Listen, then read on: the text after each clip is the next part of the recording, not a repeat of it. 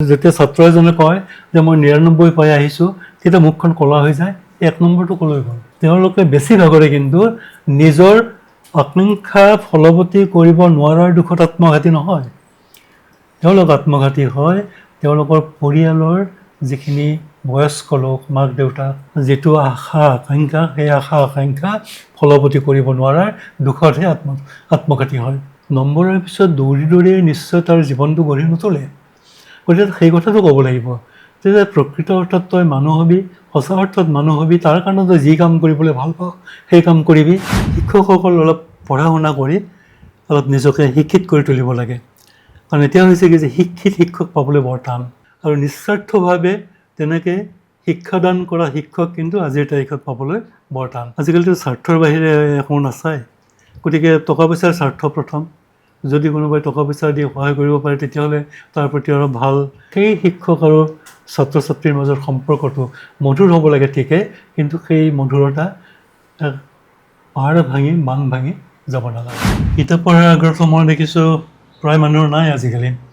মানে কওঁতে কয় যেতিয়া গ্ৰন্থমেলা হয় তেতিয়া কিন্তু বিক্ৰীও হয়, নোহোৱা নহয়।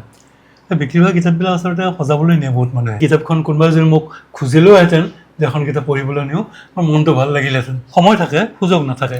কিয় নাথাকে? কাৰণ অনবৰত মোবাইলটোলৈ ব্যস্ত হৈ থাকে, যিকোনো মুহূৰ্ততে মোবাইলটো টিপি থাকিব। ডাক্তৰী নপঢ়লোঁ যে মানুহ নহ'লেই। সেই মানুহ নোহোৱা মানুহজনে কিন্তু উদ্ভিদ বিজ্ঞান বিভাগত স্নাতকত অসমৰ ভিতৰত প্ৰথম শ্ৰেণীৰ প্ৰথম স্থান, স্নাতকোত্তৰত প্ৰথম শ্ৰেণীৰ প্ৰথম স্থান গুৱাহাটী বিশ্ববিদ্যালয়ৰ পৰা, আৰু গ'ল্ড মেডেলিষ্ট। নমস্কাৰ, মোৰ বিশেষ অনুষ্ঠানলৈ আপোনালোকক স্বাগতম জনাইছোঁ। আজি আমি আহি উপস্থিত হৈছোঁ গুৱাহাটী বিশ্ববিদ্যালয়ৰ বায়'টেকন'লজি বিভাগৰ প্ৰাক্তন মুৰব্বী অধ্যাপক, বিশিষ্ট বিজ্ঞানী, গৱেষক তথা লেখক ডক্টৰ সোণেশ্বৰ শৰ্মাৰ বাসগৃহত। তেখেতৰ অধ্যয়নপুষ্ট মন, নৱপ্ৰজন্মৰ বাবে তেখেতে ক'বলগীয়া বহু কথা আছে, অভিভাৱকসকলৰ বাবে ক'বলগীয়া বহু কথা আছে। গ্ৰন্থৰ পৰিৱৰ্তে মোবাইলৰ প্ৰতি আজি আগ্ৰহ হৈ নৱপ্ৰজন্মই কি হেৰুৱাইছে, শিক্ষক আৰু আজিৰ শিক্ষাৰ্থীৰ সম্পৰ্কবোৰ কিয় মলিন হৈ পৰিছে, আগৰ দৰে সেই পবিত্ৰ সম্পৰ্কবোৰ কিয় হেৰাই পৰিছে, ক'ত আমি কি হেৰুৱাইছোঁ আৰু কি পাইছোঁ, সেই বিষয়ে বহু কথা পাতিম। তেখেতৰ ঘৰত আমি প্ৰৱেশ কৰিছোঁ। মই আপোনাক প্ৰথমে সুধিব বিচাৰিছোঁ আপোনাৰ শৈশৱৰ কথা, আপোনাৰ শিক্ষা জীৱনৰ কথা, শিক্ষাগত অৰ্হতাৰ কথা। সেই আচলতে সোধাৰ কোনো প্ৰয়োজন নাই, কিন্তু নৱপ্ৰজন্মই জনা ভাল, যিসকল অভিভাৱকে অনুষ্ঠান চাই আছে তেওঁলোকে উদ্বুদ্ধ হ'ব পৰাকৈ আপুনি কি ক'ব বিচাৰে? কিদৰে পঢ়া শুনা কৰিছিল শৈশৱৰ পৰা?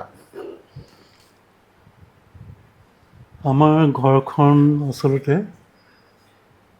ঠিক শিক্ষা দীক্ষা লৈয়েই আগবঢ়া ঘৰ। মোৰ পিতা আছিল হাইস্কুলৰ শিক্ষক। মোৰ ডাঙৰ দাদা, সিও পিছত হাইস্কুলৰ শিক্ষক হৈছিল। সৰু দাদা এজন, সিও হাইস্কুলৰ শিক্ষক হৈছিল, বৰমা হাইস্কুলৰ। ডাঙৰ দাদাজন হৈছিল ককৈয়া হাইস্কুলৰ, য'ত মোৰ পিতাই চাকৰি কৰিছিল। গতিকে আমাৰ পৰিৱেশটো অলপ শিক্ষা দীক্ষাৰ পৰিৱেশ এটা আছিল। অৱশ্যে আমি আদ্যৱন্ত মানুহ হিচাপে তাত গাঁৱত বাস কৰিব পৰা নাছিলোঁ। আমি অতি সাধাৰণ দুখীয়া পৰিয়াল বুলি ক'লেও ভুল নহয়। কিন্তু এটা কথা হৈছে কি যে আমাৰ গাঁওখনৰ শিক্ষাৰ প্ৰতি কিন্তু মানুহবিলাক আগ্ৰহী আছিল। আৰু গাঁৱৰ আমি যিখন স্কুলত পঢ়িছিলোঁ সেইখন আছিল এখন MB school, Pipalibari MB school. আৰু শিক্ষকবিলাকৰ পঢ়োৱাৰ প্ৰতি আগ্ৰহ আছিল অত্যন্ত গভীৰ। তাৰ মই এটা উদাহৰণ দিওঁ। মই ৩য় শ্ৰেণীৰ পৰা সেই সময়ত এটা বৃত্তি পৰীক্ষা দিয়াৰ কথা আছিল, আজিকালি মই নাজানো। গতিকে ৩য় শ্ৰেণীৰ বৃত্তি পৰীক্ষা দিবৰ কাৰণে স্কুলখনে বাছনি কৰে কিছুমান ছাত্ৰক। আমাৰ ৩য় শ্ৰেণীৰ পৰা বাছনি কৰিছিল মই আৰু মোৰ লগতে আৰু 4জনক, 5জন ল'ৰাক বাছনি কৰিছিল। আমি 5জনে বৃত্তি পৰীক্ষা দিবলৈ গৈছিলোঁ। কিন্তু ঠিক বৃত্তি পৰীক্ষা দিবলৈ গৈছিলোঁ বুলি ক'লে গোটেই কথাখিনি কিন্তু কোৱা নহয়। কিয় নহয়? এতিয়া বৃত্তি পৰীক্ষা দিবৰ কাৰণে আমাক সাজু কৰিছিল আমাৰ শিক্ষকে। এজন আছিল বালি পণ্ডিত, পণ্ডিত শব্দটো মই এইটো স্বাৰ্থত কোৱা নাই, যিহেতুকে তেতিয়া তেনেকৈয়ে কৈছিল। তেখেতৰ উপাধি কি, পৰ কি, আমি সেইবিলাক সিমান নাজানো। আমি পিছত কথা পাতিব লাগিলে আমি তেওঁৰ বিষয়ে বালি পণ্ডিত বুলিয়ে কৈছিলোঁ। কিন্তু আমাৰ ভক্তিটো কিন্তু সদায় ঠিকেই আছিল।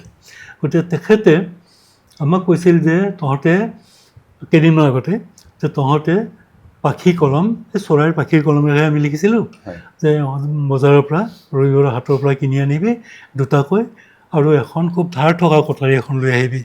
মই তহঁতৰ পাখি কলমকেইটা কাটি দিব লাগিব যাতে আখৰবিলাক খুব ধুনীয়া হয়, নহ'লে বৃত্তি পৰীক্ষাত তহঁতে বৃত্তি পোৱাৰ আশা নাই। গতিকে তেওঁক আমি পাখি কলম নি পেলাই কাটি দিছিলোঁ। আৰু সেই পাখি কলম তেওঁ ধুনীয়াকৈ আমাৰ প্ৰত্যেকজনৰ কাৰণে কটাৰীৰে কাটি কাটি সুন্দৰকৈ দি থৈছিল।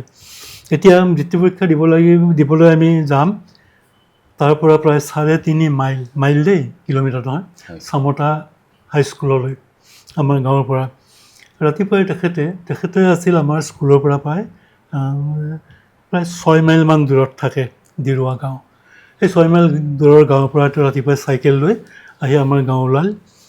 আমাৰ প্ৰত্যেকজনক নিজৰ ঘৰৰ পৰা আমি 5জন নিজৰ ঘৰৰ পৰা তেওঁ সংগ্ৰহ কৰা বুলি কৈছোঁ ল'লে। তেওঁ চাইকেল ঠেলি আগবাঢ়িছে, আমিও তেওঁৰ লগে লগে আগবাঢ়িছোঁ। তেওঁ কিবা কিবি কথা গৈ আছে। তেনেকৈ আমি খোজকাঢ়ি গৈ চামতা হাইস্কুলত বৃত্তি পৰীক্ষা দিবলৈ গ'লোঁ। মানে শিক্ষক আৰু ছাত্ৰ তেতিয়া সম্পৰ্ক তেনেকুৱা আছিল? তেনেকুৱা আছিল। মই সেই কথাকে ক'ব বিচাৰিছোঁ যে তেওঁলোকে আমাক আচলতে পৰ বুলি ভবা নাছিল। তেওঁলোকে ভাবিছিল নিজৰ সন্তান, আৰু যিহেতুকে আমি কিবা এটা পবিত্ৰ কামৰ কাৰণে আগবাঢ়িছোঁ, সেই কামটোত যাতে আমি ফলৱতী হওঁ, সফল কাম হওঁ, তাৰ কাৰণে তেওঁ পূৰ্ণাস্তি যত্ন কৰিছিল। আৰু এতিয়াৰ দিনত শিক্ষক আৰু শিক্ষাৰ্থীৰ কোনটো সম্পৰ্ক আপোনাক দুখ দিয়ে? মানে কেনেকুৱা ধৰণৰ সম্পৰ্কত আপোনাৰ খুব বেয়া লাগে মনটো? আজিকালিতো এইটো আজিকালিতো স্বাৰ্থৰ বাহিৰে একো নাচায়। গতিকে টকা পইচাৰ স্বাৰ্থ প্ৰথম। যদি কোনোবাই টকা পইচা দি সহায় কৰিব পাৰে, তেতিয়াহ'লে তাৰ প্ৰতি অলপ ভাল চকুৰে দৃষ্টি দিব। আৰু যদি কিছুমান বেছ প্ৰভাৱশালী মানুহৰ ঘৰৰ ল'ৰা ছোৱালী হয়, তাৰ প্ৰতি দৃষ্টিটো অলপ বেলেগ হয়। গতিকে ঠিক এনেকুৱা ধৰণৰ কথাবিলাকে আজিকালি হৈ আছে শিক্ষক সমাজৰ মাজত। সেইটো নোহোৱা বুলি আমি ক'ব নোৱাৰোঁ। আৰু নিস্বাৰ্থভাৱে তেনেকৈ শিক্ষাদান কৰা শিক্ষক কিন্তু আজিৰ তাৰিখত পাবলৈ বৰ টান। অনুভৱ কৰে? মইতো অনুভৱ কৰিছোঁ। আৰু এটা কথা হৈছে কি যে টিউশ্যনৰ ব্যৱস্থাটোৱেতো সেইটো। সেই শিক্ষকজনে মোৰ নিজৰ ঘৰত গৈও কেতিয়াবা পঢ়া শুনা কেনেকুৱা হৈছে চায় বা সোধে, বা ঘৰৰ আমাৰ যিটো অভিভাৱক মোৰ অভিভাৱক আপুনি এজন শিক্ষাবিদ হিচাপে আমাৰ অনুষ্ঠানত আপুনি যদি কয় শিক্ষকসকললৈ বৰ্তমান আপোনাৰ কি অনুৰোধ থাকিব? তেওঁলোকে নিস্বাৰ্থভাৱে শিক্ষাদান প্ৰক্ৰিয়াটো আগবঢ়াই নিব লাগে। আৰু এটা কথা, শিক্ষকসকল অলপ পঢ়া শুনা কৰি অলপ নিজকে শিক্ষিত কৰি তুলিব লাগে। কাৰণ এতিয়া হৈছে কি যে শিক্ষিত শিক্ষক পাবলৈ বৰ টান। কাৰণ তেওঁলোকে ডিগ্ৰী এটা পায় বহুতে, মই কৈছোঁ এইটো তলৰ পৰা ওপৰলৈ কৈছোঁ দেই, এইটো একেবাৰে মাষ্টাৰ ডিগ্ৰী পৰ্যন্তকৈ মই কৈছোঁ যে ইয়াত আপুনি যদি ভালকৈ বিচাৰ কৰি চায়, তেতিয়া দেখিব যে শিক্ষিত শিক্ষক পাবলৈ আজিকালি বৰ টান। মানে এপাচি শাকত এটা জালুক বুলি যে কয়, ঠিক তেনেকুৱাহে। কাৰণ কথা হৈছে কি যে ডিগ্ৰী এটা পোৱাৰ পিছত পঢ়াত আগ্ৰহী মানুহ তেনেকুৱা পাবলৈ কিন্তু খুব কম। আৰু ইয়াৰ আৰু এটা অন্য কাৰণ এটা আছে। সেই কাৰণটো আপোনালোকৰ হয়তো বা কাৰোবাৰ অদ্ভুত যেন শুনিব পাৰে। কথাটো হৈছে কি, আজিকালি মডাৰ্ণ যিবিলাক এপ্লায়েন্স আহিছে, সেই এপ্লায়েন্সৰ সুযোগ লৈ আজিকালি মানুহবিলাকে পঢ়া শুনাটো কমাই দিছে। শিক্ষক শিক্ষাৰ্থীৰ সম্পৰ্কটো কেনেকুৱা হ'ব লাগে বুলি আপুনি ভাবে, আৰু কোনবোৰ কথাই দুখ দিয়ে মনত? এতিয়া শিক্ষক শিক্ষাৰ্থীৰ সম্পৰ্কটো আচলতে মধুৰ হ'ব লাগে, এইটো ঠিক। সেইটো এটা কোনো কাকো শত্ৰুক জ্ঞান কৰিব নালাগে, সদায় মিত্ৰক জ্ঞানেই কৰিব লাগে। কিন্তু সেই মিত্ৰতাৰো এটা পৰ্যায় থাকিব লাগে। মই এটা ব্যক্তিগত উদাহৰণ এটা দিওঁ, বহু বছৰ আগৰ কথা এটা কওঁ। মই যেতিয়া চাকৰিত জইন কৰিছোঁ, তেতিয়া মোৰ বয়স বৰ কম, কিমান হ'ব, 24 বছৰমান হ'ব। তেতিয়া ছাত্ৰ প্ৰায় মোৰ সমবয়সীয়ে হয়। গতিকে তেওঁলোকৰ লগত এটা সহজ সম্পৰ্ক গঢ়ি লোৱা কথাটো এটা অতি স্বাভাৱিক বা সাধাৰণ কথা আছিল। এবাৰ মোৰ ছাত্ৰ এজনে, তেওঁ যেতিয়া পাছ কৰি ওলাই যাব আৰু এবছৰ মোৰ লগত তেওঁ পঢ়া শুনা কৰিলে, তেতিয়া এদিন তেওঁ কৈছিল, ধ্ৰুৱ বুলি ল'ৰাজন এতিয়াও মোৰ মনত আছে, দুৰ্ভাগ্যবশতঃ তেওঁ এটা এক্সিডেণ্ট হৈ পেলাই ঢুকাল সেই সময়তেই। তেওঁ এটা কথা কৈছিল, বোলে ছাৰ আপোনাক মই এটা কথা সুধিব খোজোঁ। বোলে কি কথা? যে আপুনি আমাক আপুনি বুলি মাতে, কম বয়সীয়া আপুনি বুলি মাতে, আপুনি আমাৰ লগত বহুত কথা কয়, কিন্তু সদায় মন কৰিছোঁ যে আপোনাৰ এটা ডিষ্টেঞ্চ এটা কিন্তু সদায় ৰক্ষা কৰি থাকে, এটা ডিষ্টেঞ্চ, দূৰত্ব এটা, সেই কথাটো সদায় অনুভৱ কৰোঁ। সেইটো আপুনি কেনেকৈ কৰে? বোলে সেইটো মই কেনেকৈ কৰোঁ মই নাজানো, কিন্তু কথা এটা হৈছে কি যে সকলোৰে এটা নিৰ্দিষ্ট পৰিসীমা এটা থকাটো ভাল।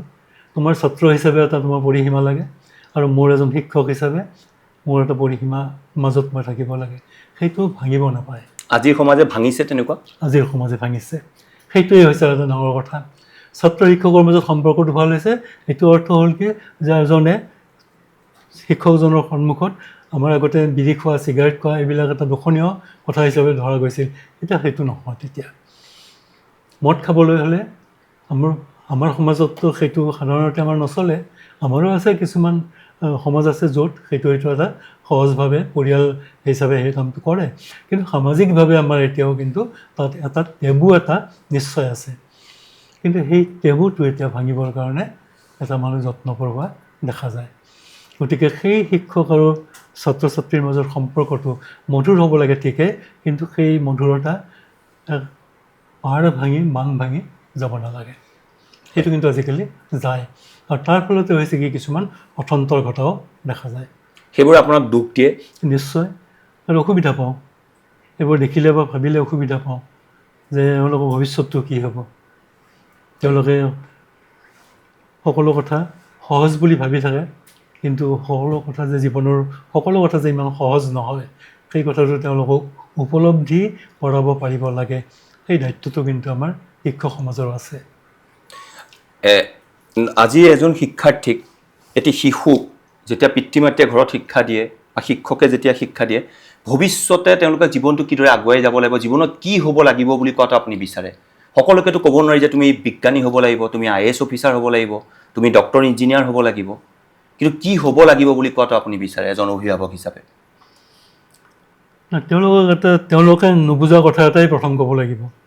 তেওঁলোকে নুবুজা কথাটো মই যদি ক'বলৈ হয় তেতিয়া কওঁ যে তই অলপ সঁচা অৰ্থত মানুহ হ'বলৈ যত্ন কৰিবি। সেই কথাটো কিন্তু তেতিয়া হয়তো তাৰ বুজাৰ বয়স নহয়। বুজাৰ বয়স নহ'লেও তাক ক'ব লাগিব যে প্ৰকৃত মানুহ হবি, মনুষ্যত্ব ৰাখিহে কাম কৰিবি, আৰু তাৰ বাহিৰেও অন্য পন্থা হাতত নল'বি। সেই কথাটোকে মই কওঁ। আৰু প্ৰকৃতভাৱে মানুহ হ'ব লাগিলে তাৰ ৰাস্তা কি হ'ব ই নিজে বিচাৰ কৰি ল'ব।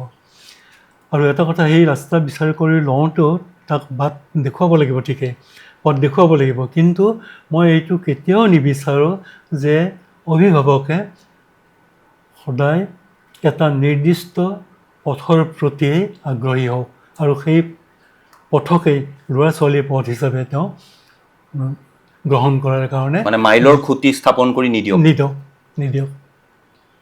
আৰু সেইটোকে মই বিচাৰোঁ। আৰু আজিকালিৰ অভিভাৱকে কিন্তু সেই কথাটো মোৰ বোধেৰে যথেষ্ট ভুল কৰে। কাৰণ আজিকালিৰ অভিভাৱকে যেতিয়া ছাত্ৰ এজনে কয় যে মই 99 পাই আহিছোঁ, তেতিয়া মুখখন ক'লা হৈ যায়, 1 নম্বৰটো ক'লৈ গ'ল। গতিকে ইয়াতকৈ আৰু ভয়ানক কথা কিন্তু হ'ব নোৱাৰে, কেতিয়াও নোৱাৰে। গতিকে আৰু কথা হৈছে কি যে ছাত্ৰ ছাত্ৰীয়ে এই যে নম্বৰৰ পিছত দৌৰি দৌৰিয়ে নিশ্চয় তাৰ জীৱনটো গঢ়ি নোতোলে। গতিকে সেই কথাটো ক'ব লাগিব যে প্ৰকৃত অৰ্থত তই মানুহ হবি, সঁচা অৰ্থত মানুহ হবি, তাৰ কাৰণে তই যি কাম কৰিবলৈ ভাল পাওঁ সেই কাম কৰিবি, আৰু সেই কামকে কিন্তু নিষ্ঠা সহকাৰে কৰিবি। এইটো নহয় যে মোৰ ল'ৰাজন ডাক্তৰ হ'বই লাগিব, তাৰ কাৰণে মই টকা পইচা ভেটি দি হ'লেও এটা চিট এটা ল'ব লাগিব। সেইটো নহয়, সেইটো হ'ব নালাগে। ইঞ্জিনিয়াৰ হ'ব লাগিব, অমুক হ'ব লাগিব, তমুক হ'ব লাগিব, সেইবোৰ নহয়। এই ভাল মানুহ হওক, ভাল কাম কৰক, ভাল ধৰণে উপাৰ্জন কৰক, এই ব্যৱসায়ী হওক, তাৰ কোনো কথা ক'বলগীয়া নাই। কিন্তু ব্যৱসায়ী হ'লেই যে চোৰ কৰিব লাগিব এইটোতো নহয়। চুৰি নকৰাকৈওতো ব্যৱসায় কৰিব পাৰি, সেই কথাটো তাক শিকাব লাগে। খুব ডাঙৰ, মোৰ খুব ভাল লাগিছে আপোনাৰ এই কথাকেইটা, যে আজি প্ৰজন্মক শিকাবৰ সময় হ'ল যে তুমি 99 নম্বৰ পাই আনিছা, 1 কিয় নাপালা বুলি প্ৰশ্ন কৰিব নালাগে। সি যদি 90 পাব পৰা নাই, সি 50 নম্বৰো পাই আহিছে, তথাপি পিতৃ মাতৃৰ দায়িত্ব হ'ব লাগিব যে তাক মৰমেৰে আঁকোৱালি লোৱা। কিন্তু তই 50 তই পালি, তোৰ লগৰটোৱে কিয় 90 পালে, সেই তেনেকুৱা মানসিকতাই আৰু সন্তানটিক ধ্বংস নকৰিবনে, ভৱিষ্যতটো শেষ নকৰিবনে? কি ক'ব বিচাৰে আপুনি? সেইটো নিশ্চয়, এইটো এটা ধ্বংসৰ পথৰ প্ৰতি আগবঢ়াই কথা। এইখিনি কথা হৈছে কি, গোটেই জীৱনটো যেতিয়া কথা হয় কি, গোটেই জীৱনটো সংশয়ত ভোগে এই ল'ৰা ছোৱালীবিলাক। আৰু ইয়াৰ কাৰণে আপুনি নিশ্চয় জানে, এতিয়া বাতৰি কাগজত পায়ে থাকোঁ আমি যে আত্মহত্যাৰ প্ৰৱণতা ছাত্ৰ ছাত্ৰীৰ। আত্মহত্যাৰ প্ৰৱণতা কিয় হৈছে? আচলতে তেওঁলোকে বেছিভাগৰে কিন্তু নিজৰ আকাংক্ষা ফলৱতী কৰিব নোৱাৰাৰ দুখত আত্মঘাতী নহয়। তেওঁলোক আত্মঘাতী হয় তেওঁলোকৰ পৰিয়ালৰ যিখিনি বয়স্ক লোক, মাক দেউতাক বা পৰিয়ালৰ অন্য লোক, সেইবিলাকৰ যিটো আশা আকাংক্ষা, সেই আশা আকাংক্ষা ফলৱতী কৰিব নোৱাৰাৰ দুখতহে আত্মঘাতী হয়। তেওঁলোক সদায় এটা অপৰাধবোধত ভোগে যে মোৰ কাৰণে এই মানুহখিনি ইমান চিন্তা কৰি আছে, তেওঁলোকৰ কিন্তু আশা পূৰণ কৰিব মই কেতিয়াও নোৱাৰিলোঁ। সেই আশা পূৰণ কৰিব নোৱাৰাৰ দুখত তেওঁলোকে আজিকালি আত্মঘাতী হ'বৰ কাৰণেও পৰাংমুখ নহয়। আচলতে সেই সময়খিনিত তেওঁলোকক সাহস যোগাব পাৰিব লাগে। তেওঁলোকক ক'ব পাৰিব লাগে যে জীৱনটো কেৱল নম্বৰ সৰ্বোচ্চ নহয়, জীৱনটো কেৱল অতি আদ্যৱন্ত হৈ টকা পইচা লৈ গাড়ী মটৰ গাড়ীত উঠি ফুৰাটোৱে এটা জীৱনৰ পৰম লক্ষ্য হ'ব নালাগে। জীৱনৰ পৰম লক্ষ্য হ'ব লাগে এটা প্ৰকৃত মানুহ হিচাপে সমাজখনত নিজৰ উপস্থিতি প্ৰমাণ কৰিব পৰাটো, এজন সঁচা মানুহ হিচাপে। গতিকে সেই কামটো কৰিব যেতিয়া নোৱাৰে, সদায় যেতিয়া মনত এটা আশংকা থাকে যে তেওঁ জীৱনটো ব্যৰ্থ হৈ গ'ল, কাৰণ তেওঁ মাক দেউতাকৰ আকাংক্ষা পূৰণ কৰিব পৰা নাই, তেতিয়া হয় কি দুৰ্যোগ নামি আহে, সেই ভীষণ দুৰ্যোগ। সেই কথাটোৰ কাৰণে কিন্তু মাক দেউতাক আগতে সাৱধান হ'ব লাগে। খুব ভাল লাগিছে আপোনাৰ। হয়, কওক। মই এটা মোৰ নিজৰ কথা এটা কওঁ, সেইটো অলপমান কথাটো মই যেতিয়া মেট্ৰিক পাছ কৰিলোঁ, মেট্ৰিক পৰীক্ষাৰ ফলাফলটো ভালেই হ'ল। এজনে মোক মোৰ জেঠাই মোক সুধিলে, তই পাছ কৰিলি? তেওঁ এতিয়া ভাল বেয়াটো সিমান বুজি নাপায়। পাছ কৰিলোঁ, কি পঢ়িবি? মই কটন কলেজত এনেকৈ BSc পঢ়িম বুলি ভাবিছোঁ। তেওঁ সিমান সেইবিলাক বুজি নাপায়। তেওঁ অলপ মোৰ ফালে চালে, তেওঁৰ মুখখনত এটা হতাশাৰ চিন এটা ফুটি উঠিল। তাৰপিছত মোক ক'লে, তই ডাক্তৰী নপঢ়? তাৰপিছত মই বোলো নাই, মই ডাক্তৰী পঢ়াৰ কথা নাই। তেতিয়া তেওঁ আৰু কেইছেকেণ্ডমানৰ কাৰণে তেওঁ নিমাত থাকিল। তাৰপিছত কৈছে, মই ভাবিছিলোঁ যে মোৰ ঘৰত কোনোবা এজন মানুহ হ'ব, নহ'লি বুলি কৈছে। মানুহ হবি বুলি ভাবিছিলোঁ কোনোবা এজন, ডাক্তৰী নপঢ়লোঁ যে মানুহ নহ'লি। সেই মানুহ নোহোৱা মানুহজনে কিন্তু উদ্ভিদ বিজ্ঞান বিভাগত স্নাতকত অসমৰ ভিতৰত প্ৰথম শ্ৰেণীৰ প্ৰথম স্থান, স্নাতকোত্তৰ প্ৰথম শ্ৰেণীৰ প্ৰথম স্থান গুৱাহাটী বিশ্ববিদ্যালয়ৰ পৰা, আৰু গ'ল্ড মেডেলিষ্ট। আৰু জৈৱ প্ৰযুক্তিবিদ্যা অৰ্থাৎ বায়'টেকনলজি তেখেত HOD ৰূপে গুৱাহাটী বিশ্ববিদ্যালয়ৰ পৰা অৱসৰ গ্ৰহণ কৰিছে, সেই মানুহ নহ'লি বুলি ভবা মানুহজন। গতিকে আপুনি মানুহ নহ'ল জীৱনত। গতিকে সেই কথাষাৰ কিন্তু মোৰ মনত সদায় লাগি থাকে যে আচলতে মানুহৰ সংজ্ঞাটো কি।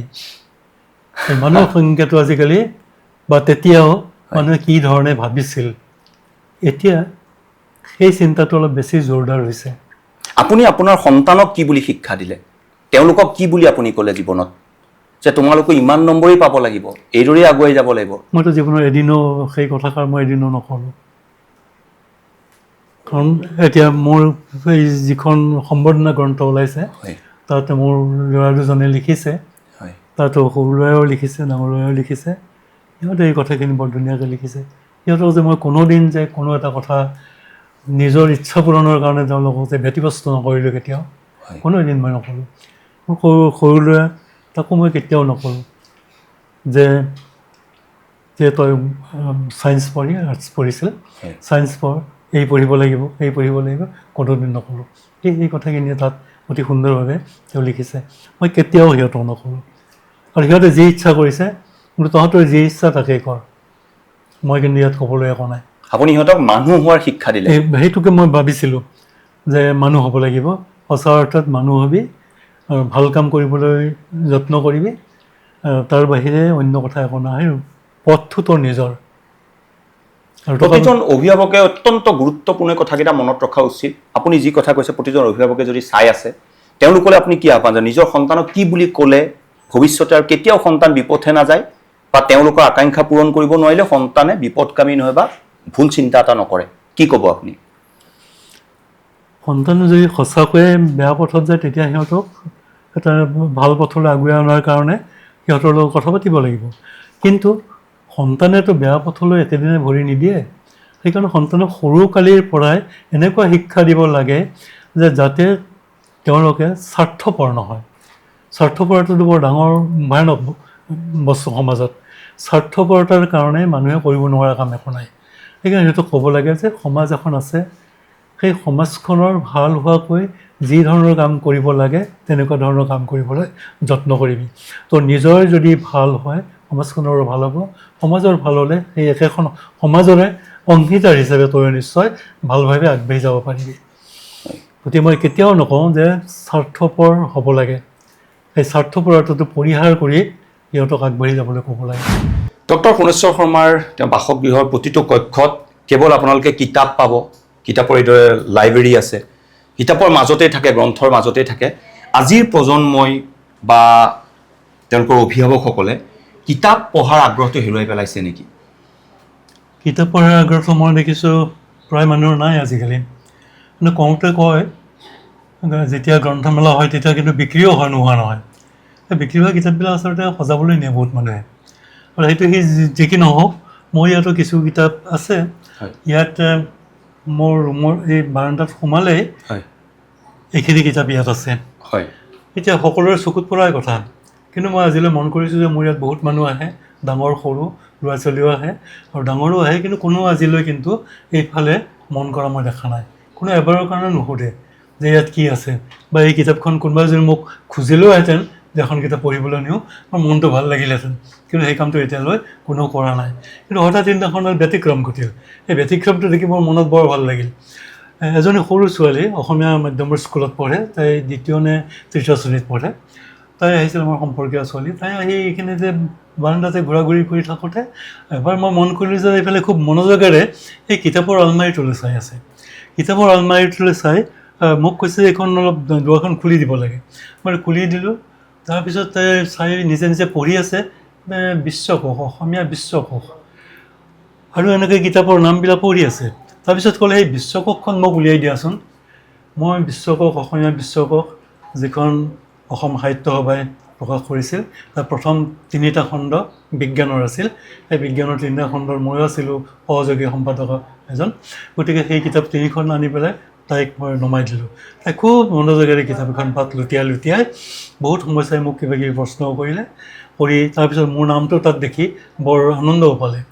তাৰপিছত আনকি সেই ছোৱালীজনীয়ে আৰু অন্য এঠাইত গৈ পেলাই অভিধান এখন আছিল, সেই অভিধানখনৰ লগতো মই জড়িত হৈ আছিলোঁ তাৰ সম্পাদনাৰ লগত। গতিকে সেই অভিধানখনতো মোৰ নামটো দেখি ভাল পালে আৰু অভিধানখনো পাত লুটিয়াই লুটিয়াই চালে। আৰু তাই মাত্ৰ এটা কথাই ক'লে যে মোক এখন অভিধান লাগিব, কিন্তু এইখনতো বৰ ডাঙৰ দেখোন, এইখন বৰ ডাঙৰ। তাইক মানে কিতাপৰ প্ৰতি আপুনি আগ্ৰহটো দেখি ভাল পালে? আগ্ৰহটো দেখি মই বিৰাট ভাল পালোঁ। এটা পৰিতাপৰ কথা চাওক, ইমান সুন্দৰকৈ গোটেই বাসগৃহত লাইব্ৰেৰী, যথেষ্ট কিতাপৰ তেওঁ সংকলন ৰাখিছে, সংগ্ৰহ ইয়াত ৰাখিছে। কিন্তু যিসকল ব্যক্তি তেওঁৰ ওচৰলৈ আহে কোনেও লাইব্ৰেৰীটো খুলি চোৱাৰ প্ৰয়াস নকৰে, কোনেও এখন কিতাপৰ পাত লুটিওৱাৰ প্ৰয়াস নকৰে। আজিৰ প্ৰজন্মই কিতাপৰ প্ৰতি এইদৰে আগ্ৰহ হেৰুৱাই পেলাইছে নেকি বুলি তেওঁ মনত দুখ, ব্যথা এটা মনত লৈ এইগৰাকী বৰেণ্য শিক্ষাবিদ বৰ্তমান আছে। গতিকে আজিৰ প্ৰজন্মই হেৰুৱাই পেলাইছে নেকি, এইটো খুব গুৰুত্বপূৰ্ণ কথা। গ্ৰন্থমেলালৈ যায়, কিতাপ ক্ৰয় কৰে, কিন্তু কিতাপ কেৱল ষ্টেটাছ চিম্বল কৰি ঘৰত সজাই থ'বলৈ নহয়। তেখেতে আহ্বান জনাইছে আপোনালোকে পঢ়ক, কিতাপৰ ভিতৰত সোমাওক, অলপ সময় মোবাইলৰ পৰা বিৰতি লওক, মোবাইলৰ পৰা বিৰতি লৈ অলপ কিতাপত হয় কওক। এতিয়া মোবাইল ফোনটোৱে মানুহৰ জীৱন সকলো সময়তে চাই থাকে। এতিয়া মই দেখিছোঁ কেতিয়াবা কেতিয়াবা মানুহ ধৰক আলহী হিচাপে যদি যাওঁ, তেতিয়া তেওঁলোকৰ লগত কথা পাতিবলৈ সুযোগ নাথাকে। সময় থাকে, সুযোগ নাথাকে। কিয় নাথাকে? কাৰণ অনবৰত মোবাইলটোলৈ ব্যস্ত হৈ থাকে। যিকোনো মুহূৰ্ততে মোবাইলটো টিপি থাকিব, তাৰ মাজতো আৰু কথা পতাৰ পৰিৱেশ নাথাকে। সেইকাৰণে আজিকালি আগৰ দিনত বহুত বছৰ আগত যেতিয়া মোবাইল নাছিল, তেতিয়া মানুহৰ ঘৰলৈ কথা পাতিবলৈ যাব পৰা গৈছিল। এটা মানুহৰ ইজন সিজনৰ মতৰ আদান প্ৰদান কৰাৰ এটা সুযোগ আছিল। এতিয়া কিন্তু মতৰ আদান প্ৰদান কৰাৰ সুযোগটো নাই। এতিয়া কিন্তু ক'লে তেওঁলোকে কয় নাই, সুযোগ আছে, কাৰণ টিপা মাৰি আমিতো হোৱাটছএপত আমিতো মেছেজ দিয়েই থাকোঁ, লগে লগে আমি পঢ়া শুনা সেইবোৰ কৰি থাকোঁ। কিন্তু সেইটো কিমান দূৰ সুবিধাজনক আৰু মানুহৰ আত্মীয়তা গঢ়াৰ কাৰণে সেইটো কিমান সুবিধাজনক, সেই কথাটো কিন্তু মোৰ অলপমান সন্দেহ হয়। মই ভাবোঁ যে মানুহৰ আত্মীয়তা গঢ়িবৰ কাৰণে বা মানুহৰ মাজত এটা সম্পৰ্ক সৃষ্টি কৰাৰ কাৰণে আচলতে মুখামুখি কথা পতাৰ বাহিৰে অন্য ভাল উপায় কিন্তু নাই। মোবাইলে এই সুযোগখিনি আমাৰ পৰা কাঢ়ি নিছে। সেই কথাটো উপলব্ধি কৰাৰ সময় কিন্তু অভিভাৱকসকলৰো আহিছে, যিবিলাক ছাত্ৰ ছাত্ৰী ল'ৰা ছোৱালী সৰু ডাঙৰ সকলোৰে কিন্তু সেই কথাটো আহি বিশিষ্ট শিক্ষাবিদগৰাকীৰ সৈতে আমি বহু কথা পাতি আছোঁ।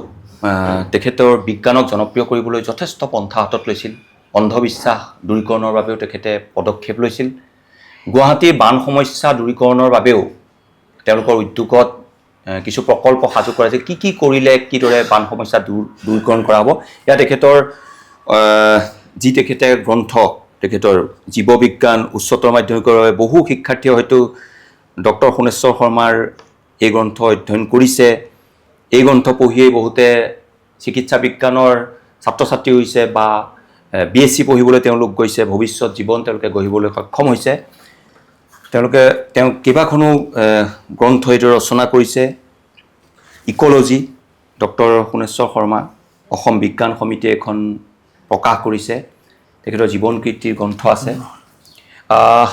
মই আপোনাক সুধিব বিচাৰিছোঁ, বিজ্ঞানক জনপ্ৰিয় কৰিবৰ বাবে বিভিন্ন পন্থা হাতত লৈছে, অন্ধবিশ্বাস দূৰীকৰণৰ বাবে কি পদক্ষেপ লৈছিল? আমাৰ অসম বিজ্ঞান সমিতিয়ে বহু বছৰ আগৰ পৰাই অন্ধবিশ্বাসৰ বিৰুদ্ধে সাধাৰণভাৱে কাম কৰি আহিছিল। তেওঁলোকে কেতিয়াবা আলোচনা চক্ৰ পাতে, কেতিয়াবা স্কুল বা কলেজত গৈ এই বিষয়ে বক্তৃতাৰ ব্যৱস্থা কৰে, এনেকুৱা ধৰণৰ চলি আছিল। মই যেতিয়া অসম বিজ্ঞান সমিতিৰ সভাপতি হ'লোঁ 2017 চনত, তেতিয়াও আমি এই কাৰ্যসূচীবিলাক অলপ বেছি শক্তিশালীভাৱে আগবঢ়াই নিয়াৰ কাৰণে আমি যত্ন কৰিলোঁ। আৰু তাৰ কাৰণে আমি কেইটামান কাৰ্যসূচী হাতত লৈছিলোঁ। সমগ্ৰ অসমতে যাতে আমি অন্ধবিশ্বাস দূৰীকৰণৰ কাৰণে ব্যৱস্থা ল'ব পাৰোঁ, তাৰ কাৰণে আমি ব্যৱস্থা গ্ৰহণ কৰিছিলোঁ। এটা হ'ল, অন্ধবিশ্বাসৰ ভিতৰত এটা কথা এনেকুৱা ধৰণৰ হ'ল যে অসম বিজ্ঞান সমিতিৰ বহুকেইটা শাখাক লৈ পেলাই আমি কিছুমান আলোচনা চক্ৰ আৰু কিছুমান অন্য ধৰণৰ কাম কৰিবৰ কাৰণে আৰম্ভ কৰিছিলোঁ। তাত প্ৰায় 60টামান আমাৰ অসম বিজ্ঞান সমিতিৰ শাখাই ভাগ লৈছিল। কেইটামান শাখাই কৰিছিল কি, যে ডাইনী হত্যা বিৰোধী তেনেকুৱা ধৰণৰ আঁচনি হাতত লৈছিল, আৰু কেইটামানে লৈছিল সাধাৰণভাৱে অন্ধবিশ্বাস দূৰীকৰণৰ কাৰণে ব্যৱস্থা। আৰু সেইকাৰণে তেওঁলোকে এনেকুৱাও হৈছিল এটা সময়ত, মই সভাপতি হৈ থকা অৱস্থাত অৱশ্যে তেনেকুৱা শুনা নাছিলোঁ, তাৰ আগতেও ডাইনীৰ হত্যাৰ বিৰুদ্ধে তেনেকুৱা ধৰণৰ আলোচনা চক্ৰ পাতোঁতে তেতিয়া অলপ অসুবিধাৰ সন্মুখীন হোৱাও কিন্তু আমি জানিবলৈ পাওঁ। কিয়নো বহু মানুহে ডাইনী হত্যাটো আচলতে সেইটো ঠিক উচিত কাম কৰা বুলিয়ে তেতিয়াও বিবেচনা কৰি আছিল। আৰু তেওঁলোকক বুজোৱাটো অতি কঠিন হৈছিল যে ডাইনী বোলা বস্তু এটা থাকিব নোৱাৰে, আৰু ডাইনী হত্যা কৰাটো আচলতে নৰহত্যা, আৰু সেইটো এটা অপৰাধ। গতিকে সেই ধৰণৰ ঘটনাও কিন্তু ঘটিছিল।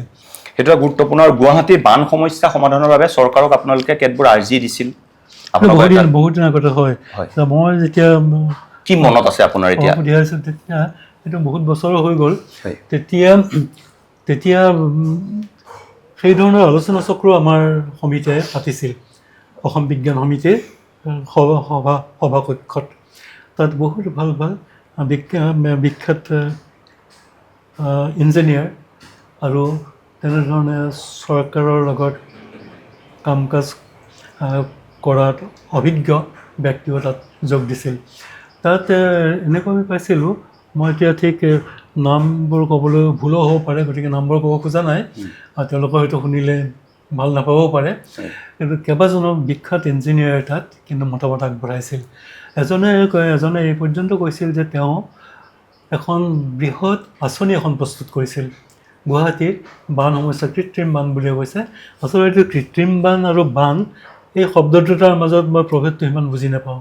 বান বানেই, কিন্তু ডাঙৰ বান হ'লেও বান, গুৱাহাটীৰ বান হ'লেও বান, ইয়াত আৰু কৃত্ৰিমতাৰ কোনো কথা নাই। যদি মানৱ সৃষ্টৰ কাৰণে তাক কৃত্ৰিম বুলি কৈছে, তেতিয়াহ'লে সেইটো এটা বেলেগ কথা। কিন্তু যি কাৰণতে নহওক, গুৱাহাটীত এটা সাংঘাতিক মানুহৰ আলাই আথানি নোহোৱা অৱস্থা এটা হয়। সেইবোৰ দেখি শুনিয়ে তেওঁ আঁচনি এখন প্ৰস্তুত কৰিছিল, ইঞ্জিনিয়াৰিং আঁচনি। গতিকে সেই আঁচনি অনুসৰি কাম কৰিলে তেওঁৰ মতে যে গুৱাহাটীৰ বান সমস্যা ভালেখিনি কমিব পাৰে বুলি বিশ্বাস কৰিছিল। তাৰ কাৰণে গোটেই বৃহত্তৰ গুৱাহাটী সামৰি এখন মেপ প্ৰস্তুত কৰিছিল। আৰু এই মেপখন আচলতে আচলতে চাবলৈ গ'লে গুৱাহাটীৰ খলা বোমা চাপৰ তাৰ পাহাৰ পৰ্বত নদী নলা এই গোটেইবিলাক লৈ সামৰি পেলাই তেওঁ এখন আঁচনি প্ৰস্তুত কৰিছিল। গতিকে সেই মেপখন অনুসৰি যদি যথেষ্ট টকা পইচা খৰচ কৰি ভাল মানুহৰ সহযোগত কাম কৰে বা কাম কৰিলেহেঁতেন তেনেহ'লে গুৱাহাটীৰ বান সমস্যা বহুখিনি লাঘৱ হ'লহেঁতেন বুলি তেখেতে বিশ্বাস কৰিছিল। কৰিলেনে চৰকাৰে কৰিলেনে? সেইটো কৰা নাই।